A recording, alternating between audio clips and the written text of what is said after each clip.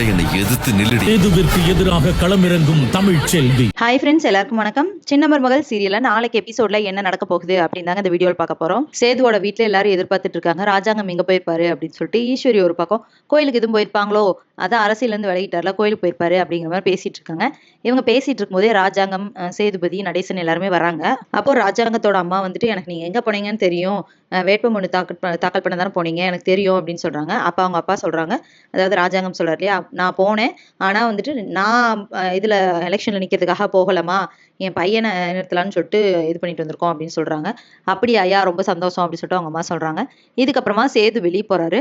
அப்படி போகும்போது தமிழ்ச்செல்வி அங்க நின்றுட்டு இருக்காங்க. அவங்க கிட்ட வந்து, இப்படி எங்க அப்பாவுக்கு வந்து நீ கொடுத்த சின்ன க்ளூனாலதான் அவரை காப்பாற்ற முடிஞ்சுன்னு நினைக்காத, நாங்களாதான் கண்டுபிடிச்சிருக்கோம்.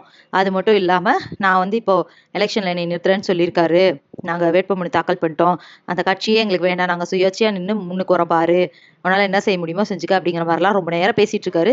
தமிழ்ச்செல்வி எந்த ரியாக்ஷனும் கொடுக்காம பேசாம நின்று இருக்காங்க. அதுக்கப்புறமா அவர் பேசி முடிச்ச அப்புறமா பார்த்தா ப்ளூடூத் ஹெட்ஃபோன் வந்துட்டு அவங்க காதுல வச்சிருந்திருக்காங்க. அதை எடுத்துட்டு அவங்க ஆட்டோ நிப்பாட்டி போயிடுறாங்க. அப்ப சேதுக்கு வந்து ஒரே அவமானமா போயிருது. அட பாவி, இவ்வளோ நான் கத்திட்டு இருந்தேன், இவன் ப்ளூடூத் வச்சுட்டு தான் நின்று இருந்தாளா அப்படின்னு சொல்லிட்டு. ஸோ இதுக்கப்புறம் தமிழ்ச்செல்வி அவங்க வீட்டுக்கு போறாங்க. அங்க போனா சேதுவோட ஆப்போசிட் கட்சிக்காரங்க வந்துட்டு, நீங்க வந்து இவருக்கு சேதுவுக்கு ஆப்போசிட்டா நீங்க வந்து அகைன்ஸ்டா பிரச்சாரம் பண்ணுங்க, நாங்க உங்களுக்கு 10 லட்ச ரூபா பணம் தரோம் அப்படின்னு சொல்றாங்க. அப்போ தமிழ்ச்செல்வி கோவம் வந்துருது. அதெல்லாம் பண்ண முடியாது, கிளம்புங்கன்னு சொல்றாங்க. இல்ல, உங்களை அந்த வீட்டை விட்டு விரட்டிட்டாங்க தானே, அதெல்லாம் சொல்லி ஓட்டு கேட்கலாம் அப்படிங்கிற மாதிரிலாம் சொல்றாங்க.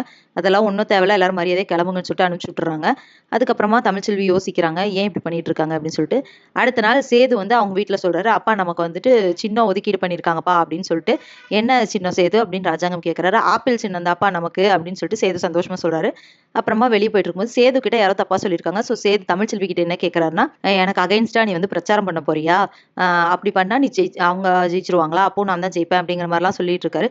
வேணா இப்படி ட்ரை பண்ணி, எனக்கு அகைன்ஸ்டா நீ பிரச்சாரம் பண்றதுக்கு பதிலா நீயே எனக்கு ஆப்போசிட்டா நின்று ஜெயிச்சு காட்டு பார்க்கலாம் அப்படின்னு சொல்லி சவால் விடுறாரு. அதுக்கப்புறமா தமிழ்ச்செல்வியை தேடி வராங்க. பேசாம நீங்களே எலெக்ஷன்ல நில்லுங்க அப்படின்னு சொல்லிட்டு வராங்க. ஸோ அவங்களும் வந்துட்டு எலெக்ஷன்ல நிக்கிறாங்க. 2 பேருமே வந்துட்டு தீவிரமா பிரச்சாரம் பண்ணிட்டு இருக்காங்க. அதாவது தமிழ்ச்செல்வி ஒரு பக்கம் அவங்களோட கட்சிக்கு ஆதரவா பண்றாங்க, சேது வந்துட்டு சுயேட்சையா நின்று பண்றாரு இல்லையா. ஸோ இப்படி அவங்கவுங்க தனியா நின்று பிரச்சாரம் பண்ணிட்டு இருக்காங்க. இதுக்கப்புறமா எலெக்ஷன் நடந்து யார் வின் பண்ண போறாங்க, அதனால என்ன நடக்க போகுது, அதுக்கப்புறமா வந்துட்டு தமிழ்ச்செல்வியோட அப்பாவை வெட்டுறாங்க இல்லையா, அந்த சீனும் வந்துட்டு இனிமேதான் வரப்போகுது. அதுல என்ன சொல்றாங்க அப்படின்னா, யாரோ அடையாளம் தெரியாதவங்க உங்க அப்பாவை வெட்டிட்டாங்க அப்படின்னு சொல்றாங்க. அது சேதுவா இருக்கும் அப்படிங்கிற மாதிரி ஒரு அசம்ஷன் வருது. அப்போ அதாவது தமிழ்ச்செல்வி அவங்களுக்கு அகைன்ஸ்டா பிரச்சாரம் பண்றாங்க அப்படின்னோ, அல்லது அவங்களுக்கு அகைன்ஸ்டா நிக்கிறாங்க அப்படின்னோ அவங்க அப்பாவை வெட்டிடுறாங்க.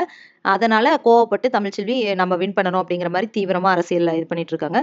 ஸோ இதுக்கப்புறம் என்ன நடக்க போகுது, சேது ஜெயிப்பாரா, தமிழ்ச்செல்வி ஜெயிப்பாங்களா, யார் ஜெயிச்சு என்ன நடக்க போகுது அப்படிங்கிறத இனி வர வீடியோல ஒன்னொன்னா பார்க்கலாம் ஃப்ரெண்ட்ஸ். அது வரைக்கும் வெயிட் பண்ணுங்க. நன்றி, வணக்கம்.